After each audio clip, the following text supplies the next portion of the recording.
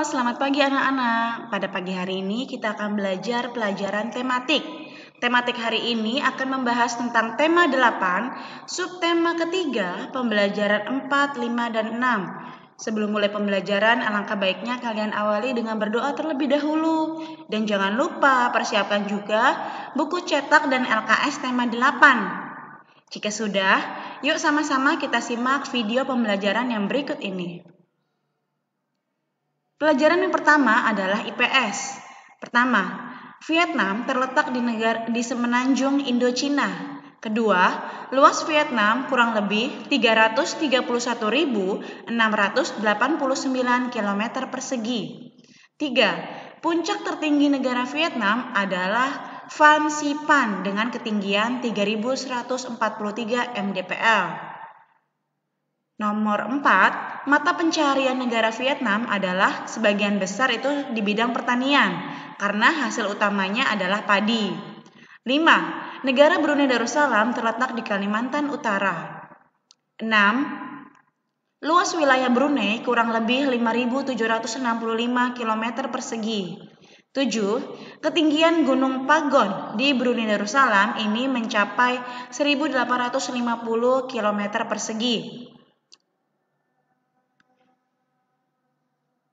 Nomor 8, Brunei Darussalam terkenal sebagai pengekspor minyak bumi dan gas alam. Selanjutnya kita akan ke negara Singapura ya. Singapura termasuk negara yang tidak memiliki sumber daya alam yang kaya, tetapi mampu mengembangkan dan memajukan industrialisasi lewat program-program pemerintah yang aktif dengan strategi ekspornya, yaitu Explored Industrialization.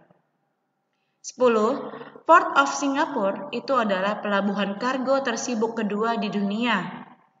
11. Pemerintah Singapura dikenal bebas korupsi, terampil, memiliki infrastruktur yang canggih dan efisien. Selanjutnya kita ke pelajaran PPKN. Yang pertama, Undang-Undang Nomor 32 Tahun 2009 menyatakan bahwa lingkungan hidup yang baik dan sehat merupakan hak asasi setiap warga negara.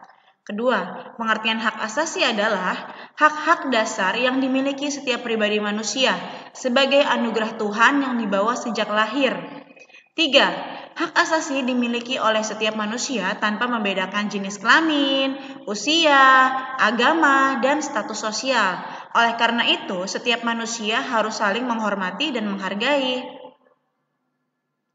Nomor 4. Untuk memberikan penghormatan kepada pelaksanaan hak asasi itu, maka ditetapkanlah Hari Hak Asasi Manusia, yaitu setiap tanggal 10 Desember.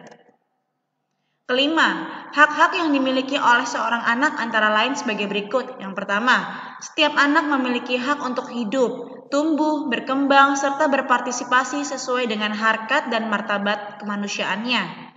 Kedua, setiap anak berhak untuk memiliki sebuah nama dan status kewarganegaraan sebagai identitas dirinya. Ketiga, setiap anak berhak melaksanakan kegiatan ibadah sesuai agama dan kepercayaannya masing-masing. Keempat, setiap anak berhak untuk mengetahui siapa orang tua kandungnya, serta berhak untuk diasuh dan dibesarkan oleh mereka. Kelima, setiap anak berhak untuk mendapatkan pelayanan kesehatan, serta jaminan sosial bagi fisik, mental, spiritual, maupun kehidupan sosialnya. Selanjutnya kita ke pelajaran SBDP, yang pertama tentang reklame. Reklame adalah gambar yang berguna untuk menawarkan atau mempromosikan barang dagangan atau jasa kepada masyarakat agar tertarik untuk membeli atau mengkonsumsinya. Kedua, reklame non-komersial adalah reklame yang digunakan untuk mengajak, menghimbau, dan menyampaikan informasi agar bersedia atau mengikuti pesan yang disampaikan. Ketiga, reklame komersial itu adalah reklame yang digunakan untuk menawarkan barang dan jasa. Keempat, berikut ini adalah unsur-unsur keindahan dalam reklame. Biasanya ada tentang keseimbangan, kemudian harmonis, irama, kontras, etis atau sopan, serta edukatif atau mendidik.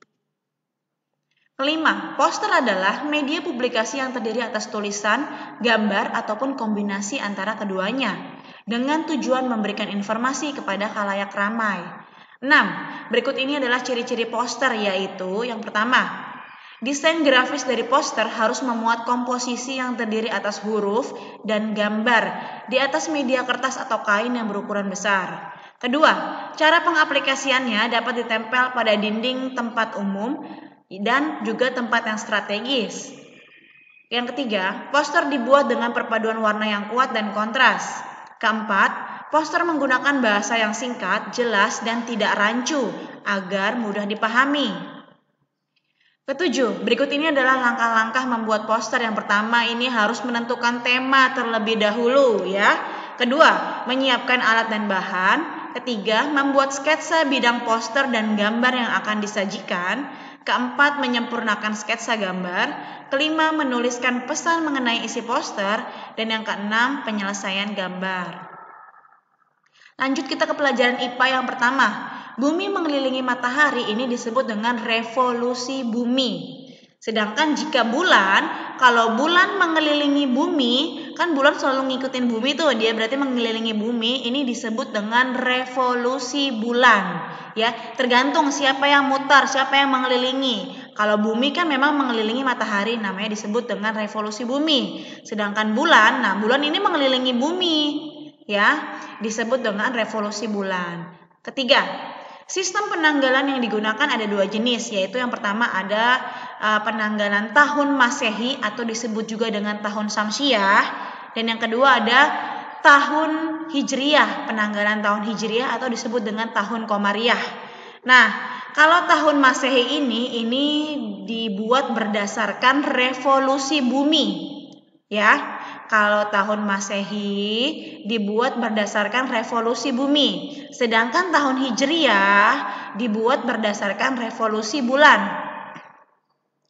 Satu tahun Masehi, ya, ini tahun Masehi ya. Satu tahun Masehi ini ditetapkan terdiri atas 365 hari, di mana setiap bulannya itu terdapat 30 sampai 31 hari, ya. Sedangkan di tahun Hijriyah atau penanggalan Hijriyah ini satu tahunnya berjumlah 354 hari. Nah, maka dalam satu bulannya hanya terdapat 29 atau 30, ya. Next. Yang keempat, dalam tahun Masehi, orang juga mengenal istilah tahun Kabisat. Kalian pasti pernah dengar ya, tahun Kabisat. Nah, tahun Kabisat itu adalah tahun di mana bulan Februari memiliki 29 hari. Kelima, tahun Kabisat ini adalah tahun yang angkanya habis dibagi 4. Contohnya 2004 dibagi 4, dia genap ya. Kemudian 2008 dibagi 4, 2012 dan seterusnya. Nomor 6. Sistem penanggalan Hijriyah ini digunakan untuk menetapkan peringatan hari-hari besar agama Islam. Next, sekarang kita lihat ya. Di sini ada perbedaan antara kalender Masehi dan kalender Hijriyah. Ya, di sini ada kalender Masehi. Kalau kalender Masehi pasti kalian pernah lihat ya. Di sini ada Januari, Februari, Maret, April, Mei, Juni, Juli, Agustus, September, Oktober, November hingga Desember, ya. Apabila jumlah hari di bulan Februari hanya 28, maka jumlahnya 365 hari. Jika tahun Kabisat, maka bulan Februarinya ada 29, maka jumlah keseluruhannya ada 366 hari. Sedangkan pada kalender Hijriyah, ini nama-nama bulan Islam, ya. Ada Muharram, Safar, Rabiul Awal, Rabiul Akhir, Jumadil Awal, Jumadil Akhir, Rajab, Sya'ban, Ramadan, Syawal, Dzulqa'dah, Zulhijjah, ya. Ini rata-rata jumlah harinya satu bulan hanya 30 sampai 29 hari, ya.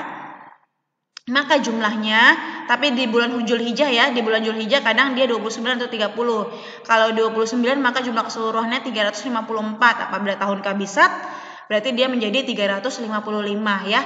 Ini kalender Masehi ya. Kalender Masehi kalian sering ada nih di rumah-rumah kalian. Ini kalender Hijriyah ya, nama-nama bulannya nama-nama bulan Islam.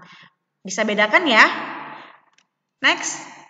Nah, anak-anakku sekalian, baru saja telah kita simak bersama-sama video pembelajaran dari tema 8, subtema 3, pembelajaran 4, 5, dan 6. Semoga kalian bisa dipahamkan ya atas penjelasan dari Miss Novi.